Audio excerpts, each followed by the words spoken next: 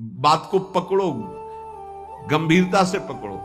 तुम प्रभु के अंश हो, प्रकृति के आश्रय से तुम्हें चैन नहीं मिल सकता, शांति नहीं मिल सकती, अमर पद नहीं मिल सकता। तुम भटकते रहोगे, क्लेशित होते रहोगे, भयभीत होते रहोगे। भटकना जन्म मरण। भगवान के एकमात्र आश्रय से तुम्हें विश्राम मिलेगा और कहीं नहीं। जैसे गोस्वामी जी कहते, पायो परम विश्राम, राम समान प्रभु नाही कहूं। लेकिन कोई भगवान का आश्रय लेना नहीं चाहता, रुपया का आश्रय लेना चाहता है। वस्तु का बल, पद का बल, परिवार का बल, देह का बल, समाज का बल। तब तक भगवान के दर्शन हो जाएं, लोग बातें बनाते समझते नहीं।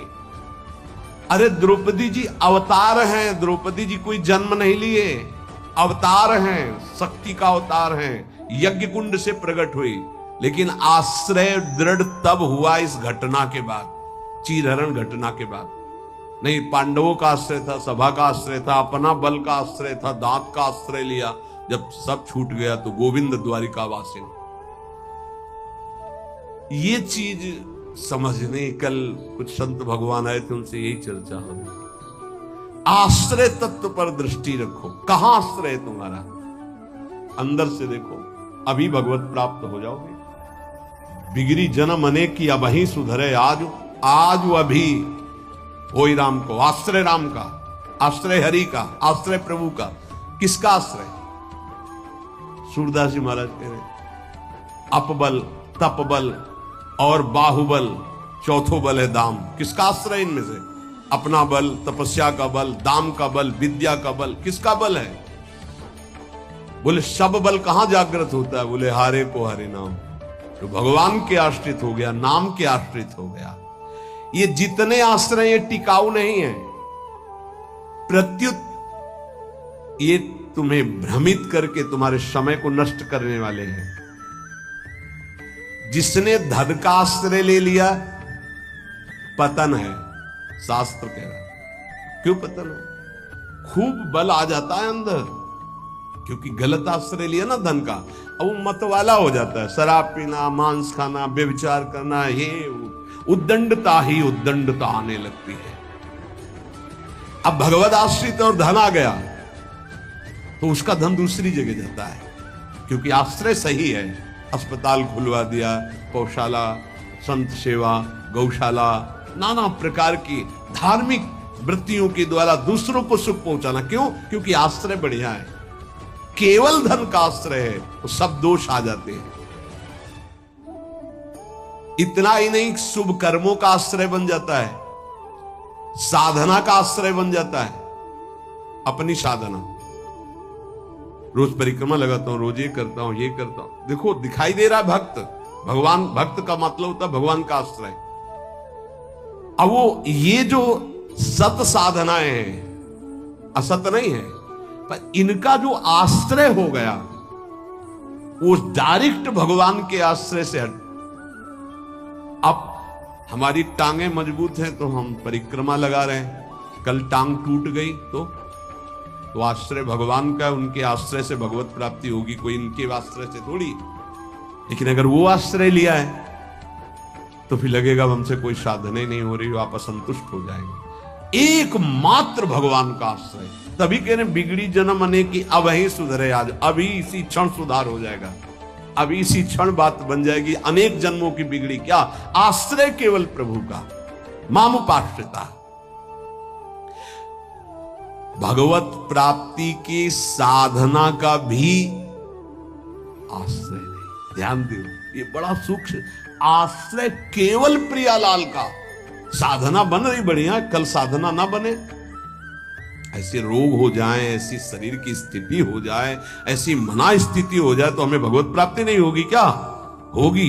बोले क्यों होगी? तुमसे कोई साधन तो बनता नहीं। बोले हमने साधन का आश्रय नहीं लिया, हमने तो प्रियाजू का आश्रय लिया। सर्वेषु साधन वरेषु चिरम निराशा। बात समझना, ये आंतरिक है, आध्यात्मिक। भरोसा केवल प्रभु का, आश्रय केवल प्रभु का, इसी से भगवत प्राप्ति होती है। पूर्व में जब प्रथम बोलना शुरू हुआ था मुरारी से, उनसे यही आश्रय तत्व पर केवल चर्चा होती थी। आश्रय को समझिए। अगर आश्रय साधन का तो भोग साधन का होता है, साधन सुख का भोग होता है। इसीलिए यह गुण साधनते नहीं, बड़ा सूक्ष्म। अब जैसे अल्पज्ञ साधक है तो सोचता है कि फिर तो साधना ही नहीं करनी चाहिए। तो अभी तक आप कर रहे थे क्या? आपसे करवा रहे थे जिनके आश्रित हो। ऐसे भाव में आओ। साधन हो रहा है, प्रभु को समर्पित हो रहा है। नहीं हो रहा है तो हम तो प्रभु को समर्पित ही हैं। हमारी भगवत प्राप्ति तो पक्की है। भाई ये समझ आनी बहुत कठिन हो जाती है। हम परिक्रमा लगाया है तो कह सकते हैं कि हम भगवत प्राप्ति कर सकते हैं, क्योंकि साधन का भरोसा है। अगर नहीं लगा पाए तो हमारे भरोसा में कमी हो जाएगी। आप आखिरी बात समझ लीजिए, यदि आपने अंदर से आश्रय हमारे प्रियालाल का ले लिया, कुछ नहीं बन रहा, तो भगवत प्राप्ति हो जाएगी। हमारी बात समझ लेना। ये हम बहुत समझी सोची हुई बात कर रहे हैं। आश्रय आपका कहां है? एक क्षण के आश्रय को प्रभु बहुत बड़ा मान लेते, ध्यान रखना। जब बाली जी का भगवान ने प्रहार करके वध किया तो आखिरी श्वासें बाली जी की भगवदाकार थी, पर भगवान से बड़ा छुपा के वचन बोले। हृदय प्रीति मुख वचन कठोरा। भगवान की तरफ देखकर कहा, मैं बैरी सुग्रीव प्यारा, कारण कवन नाथ मुहि मारा। हम दोनों भाई हैं, हमें अपने भाई की हर चेष्टा को पता है। जैसा मैं वैसा मेरा भाई। बहुत बड़ा भजनानंदी नहीं, हम जानते हैं, बचपन से साथी है। तो मैंने कभी आपका विरोध नहीं किया। आपने मारा क्यों मुझे? जो सूक्ष्म बात भगवान, तुम ये जानते थे कि सुग्रीव मेरे आश्रित हो गया है? अरे अभिमानी, मेरे आश्रित का वैरी मेरा वैरी होता है।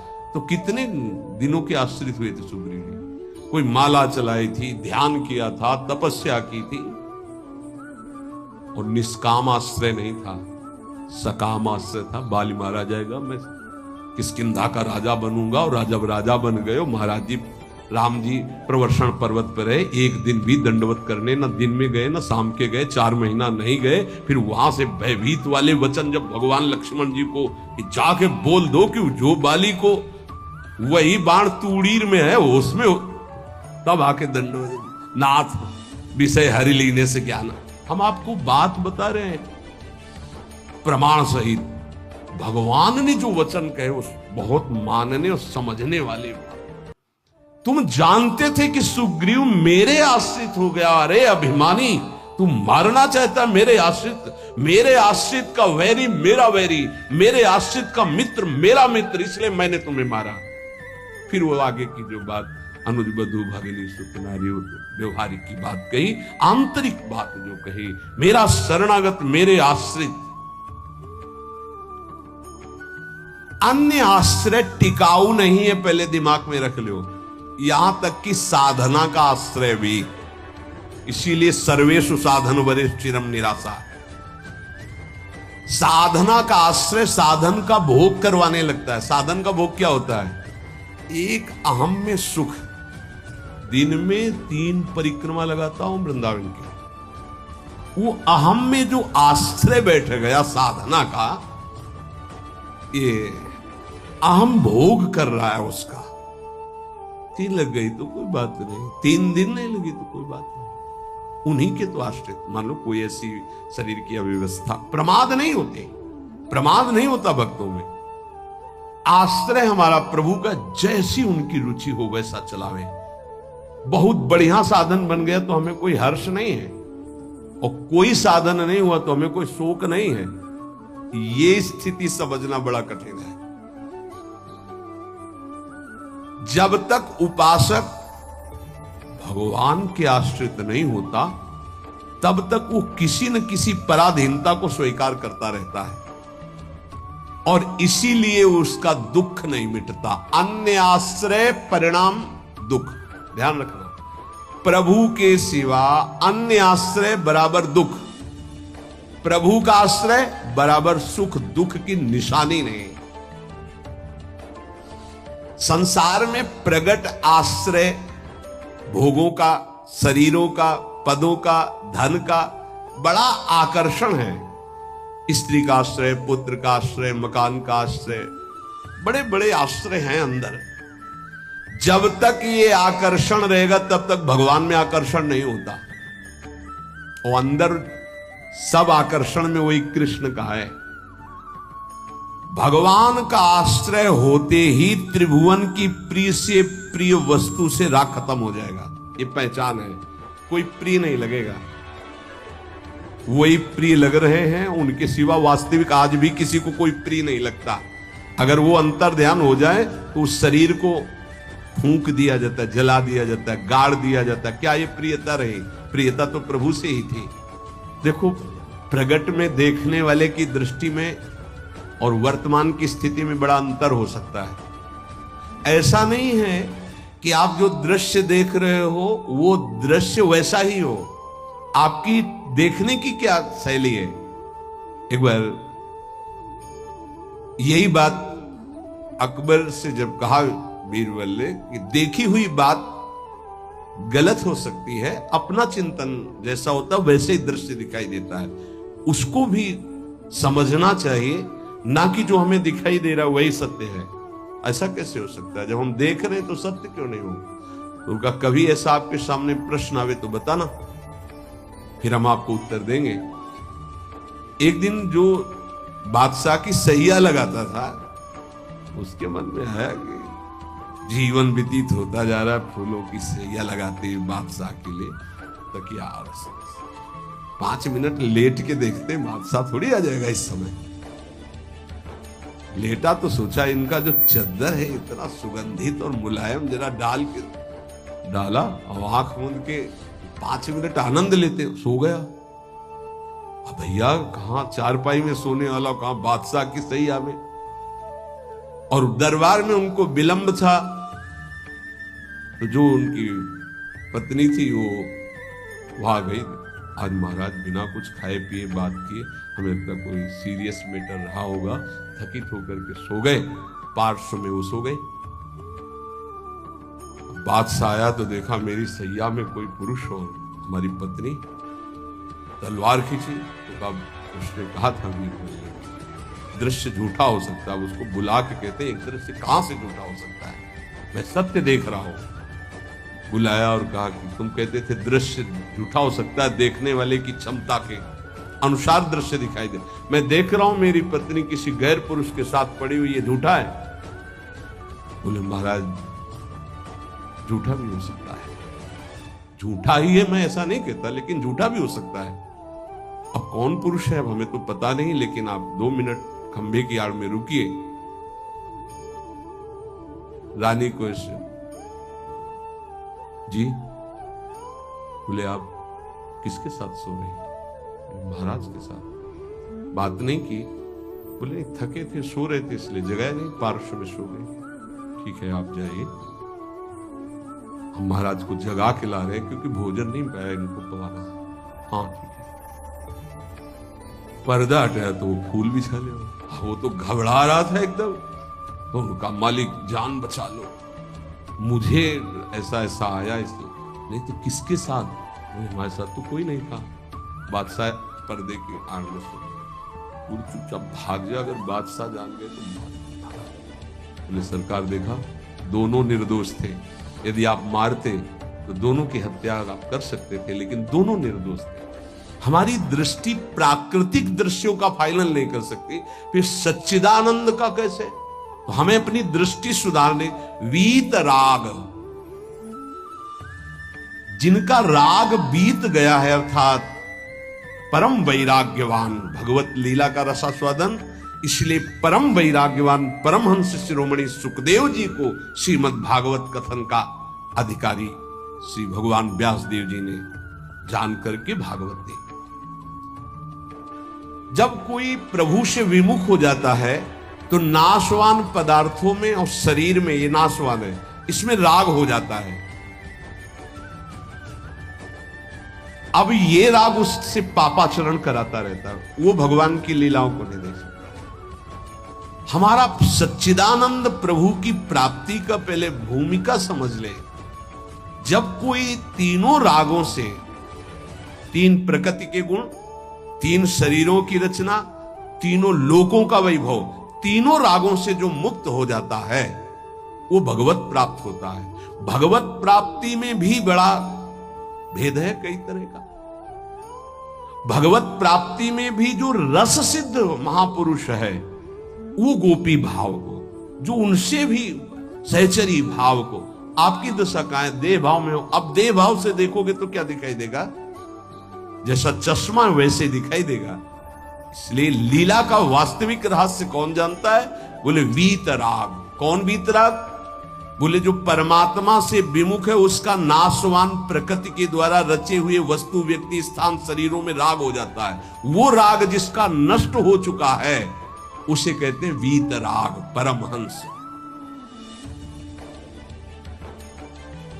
ये राग कामना पैदा करता रहता है। रजोगुण से राग उत्पन्न होता है और राग से अप्राप्त की प्राप्ति की चाह का नाम कामना है। मैं ये भोग लूं, जो सुना, जो पढ़ा, जो देखा वो भोग लूं, प्रकृति का कामना कहते हैं। कामना जहां उत्पन्न होती है तो प्रिय पदार्थों का भोग भोगने से लोभ होता है, प्रिय पदार्थों के भोगने में बाधा पड़ने पर क्रोध होता है। भगवान कह रहे हैं कि वीतराग भय क्रोधो मनमया मामुपाश्रिता। जिसका राग नष्ट हो चुका है और जिसका क्रोध नष्ट हो चुका है, क्रोधी नहीं और भय नहीं। भय, जब तक आप पापाचरण करेंगे तो बिना किसी भय के भी आपको भय लगता रहेगा। ध्यान रखना, हृदयों में देख लेना। अगर भय लग रहा है आपको, अव्यक्त भय, कहीं ऐसा न हो जाए, कहीं ऐसा, आपका मन मलिन है और आपने पापाचरण किए हैं, वो आपको भयभीत करते रहेंगे। जो भगवत शरणागत निर्मल हृदय वाला होता है उसके अंदर निर्भयता आती है। निर्भय, निश्चिंत, निशोक। भगवान कह रहे हैं जो राग रहित है और भय रहित है। भय एक ही जगह आता है। अज्ञान जनित नाशवान शरीरों में राग, भोगों में राग, जिससे पापाचरण, तो ये शरीर न नष्ट हो जाए इस बात का भय बना रहता है। कहीं भोग सामग्री न छूट जाए इस बात का भय बना रहता है। और एक मन में अव्यक्त भय बना रहता है, वो पापाचरण का फल। वो एक कल्पनात्मक भय बना रहता है, भयावह, जिसे आजकल भाषा में डिप्रेशन कहते हैं। वो बेमतलब की बातें सोच सोच कर डरता रहेगा। लेकिन भजन, भगवद आश्रय, ये निर्भय करता है, भय नहीं रहता। जब हमारी कामनाओं की अपूर्ति होती है तो क्रोध आता है। लेकिन भक्त की अगर कहीं वो कामना वाला भी अभी है, अपूर्ति होती तो कृपा मिलाता, बड़ी कृपा हुई, भले ले दिया, नहीं मेरा मन फंसा देता। पूर्ति हो गई तो बहुत दुलार है, बड़ी प्रभु की दुलार वृत्ति है। वो प्रभु की तरफ ही देखता है, पूर्ति में भी अपूर्ति में। इसलिए ना वो तो लोभ से बंध पाता है ना क्रोध से। वो तो महान पुरुष होते हैं जिनमें कोई कामना नहीं होती, लेकिन प्रायः कामना से ही भक्ति प्रारंभ होती है। जो हमारा अनिष्ट होने की आशंका बनी रहती है, ये अविद्या, अज्ञान, नाशवान पदार्थ, नाशवान शरीर की प्रियता के कारण। तो भय, क्रोध, लोभ, ममता, ये सबका मूल जो है कामना है, काम है। इसी से दोषों की उत्पत्ति होती है। जब तक ये काम है तब तक भगवान की लीलाओं को तुम कैसे जान सकते हो? कैसे जान सकते हो? जब तक तुम्हारे शरीर से काम क्रीड़ा होती है, तुम्हारे अंदर मन में कामनाएं प्रकट होती हैं, तब तक तुम भगवान के चरित्रों का रहस्य नहीं जान सकते। क्योंकि भगवान कह रहे मेरे जो चरित्रों को, मेरे कर्म को, जन्म को दिव्य जान जाता है, उसका पुनर्जन्म नहीं होता, तो कौन जान जाता है? तो बोले वीतराग भय क्रोधा। जिनका राग नष्ट हो चुका है, जो निर्भय हो चुके हैं, जिनके हृदय में क्रोध नहीं है, और भगवान कह रहे मनमया मामुपाश्रिता। मनमया, जो मुझ में तल्लीन है, रात दिन नाम जप कर रहे, भगवत ध्यान में। माम उपाश्रिता, मेरे ही आश्रित है, मेरा ही चिंतन, मेरा ही आश्रय। अंदर से किसी से कोई राग नहीं है, किसी भी भोग की भोगने की इच्छा नहीं है। उस इच्छा की जब वृत्ति नहीं तो क्रोध और लोभ की संभावना ही नहीं, और जब इच्छा ही नहीं तो पापाचरण नहीं तो भय नहीं होगा। भय केवल पापाचरण से होता है। निर्विकार हृदय कूटस्थ स्वामी थे, हिमालय में भ्रमण कर रहे थे। एक शेर की गर्जना हुई, घुर्राता हुआ सामने आया तो छड़ी लिए हुए थे पूज्य पादुड़िया बाबा। ऐसे छड़ी लगा खड़े हो गए, बोले यार सुन, तेरा आहार अगर ये निश्चित हो चुका है तो तू गुर्रा मत इसे खा ले, अगर आहार नहीं निश्चित हुआ है तो तू जा। वो चला गया। कितने निर्भय कि सिंह के सामने भी एकदम ऐसे। क्यों? क्योंकि वीतराग है, शरीर से राग नष्ट हो चुका है। श्री भगवान कह रहे कि माम उपाश्रिता। देखो बहुत सुंदर बात कह रहे, ध्यान देना। अपने लोगों का स्वभाव है बिना आश्रय के जी नहीं सकते। किसी न किसी का आश्रय, शरीर का आश्रय, रुपए का आश्रय, विपरीत शरीर का आश्रय, पद का आश्रय, विविध भोगों का आश्रय, नशा आदि का आश्रय। बिना आश्रय के जी नहीं सकता है, आप ये समझ लो। ऐसी मान्यता हो चुकी है। और आश्रय अगर ये सब छोड़ दे तो अमर हो जाए। उसको लगता है मैं मर जाऊंगा बिना इसके, वो अमर हो जाए। यही माया का भ्रम है। किसी न किसी का आश्रय लिए रहता है, कभी भी वो आश्रय टिकाऊ नहीं है। ध्यान देकर देखिए क्या टिकाऊ है। मनुष्य शरीर टिकाऊ है? नहीं। Bank balance? नहीं। कोई पदार्थ पदवी? नहीं। बहुत ध्यान देने योग्य बात है। परमात्मा के अंश तुम्हारे अंदर जो एक आश्रय लेने की वृत्ति प्रकट हुई है, प्रकृति से, यही बंधन है। और इस बंधन को तुम तभी छुड़ा सकते हो जब प्रकृति को जिसने रचा उसका आश्रय ले लो, परमात्मा का, प्रभु का। भगवान का अंश जब तक प्रकृति के कुछ भी आश्रय रखेगा तब तक वो भय, क्रोध, लोभ, राग इनसे पिटता रहेगा।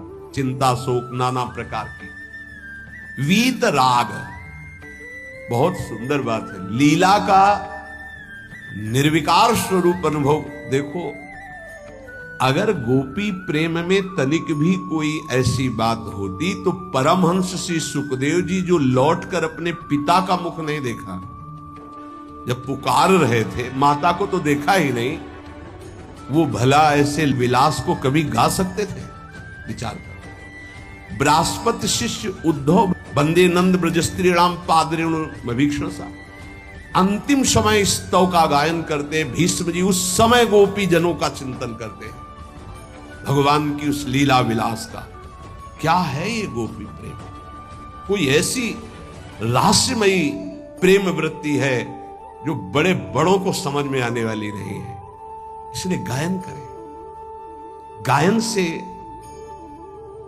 आप रास पंचाध्यायी के फलस्तुति को पढ़िए, उसमें लिखा है ये श्लोक पुरा में याद नहीं, विक्रीडितम ब्रजबधु भीरदम च विष्णु, इस श्लोक में है कि जो श्री कृष्ण की इस रासलीला का जो गोपी जनों के साथ भगवान अद्भुत सुख वर्षा कर रहे हैं, इसका जो गायन करेगा, पाठ करेगा, वो हृदय रोग से रहित हो जाएगा। ये हृदय रोग को निर्मूल करने वाली लीला, अर्थात काम का सर्वनाश करके प्रेम प्रकाशित करने वाली। श्रीमद चतुरासी जी की फलस्तुति में लिखा है, भवजल निधि को नाव और काम पावक को पानी। काम रूपी अग्नि को शांत करने के लिए लीला जल है। चतुरासी जी का गायन निष्काम करके प्रेम प्रकट करता है। यहां प्रार्थना है, अर्थ की तरफ दृष्टि मत ले जाना। अगर अर्थ कभी आप पढ़ भी ले तो उसको चिंतन में मत आओ, उसको छोड़ दो। जब तक आपकी भाव दशा ठीक नहीं है, अभी आपके अंदर काम आता है, आपके अंदर नाना प्रकार की वासनाएं हैं, आप नहीं समझ पाएंगे।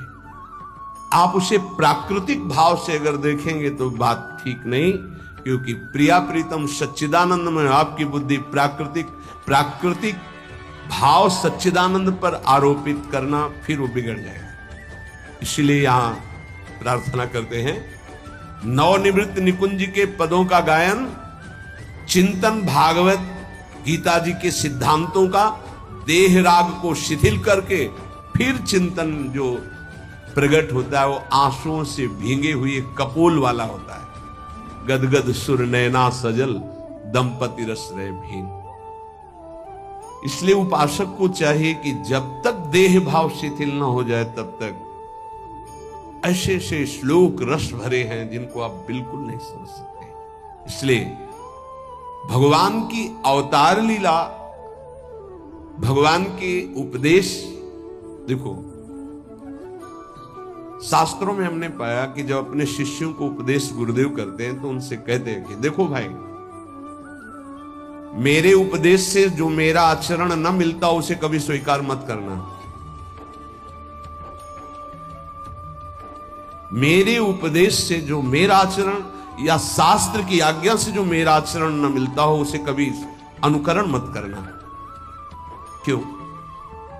क्योंकि तुम्हारी स्थिति नहीं है, तुम अनुकरण करोगे परास्त हो जाओगे। मेरा जो तुम्हारे लिए उपदेश है, शास्त्र की जो आज्ञा है, उसके अनुसार चलना। आप सोचो, जगत गुरु भगवान श्री कृष्ण की लीला का कोई अनुकरण कर सके?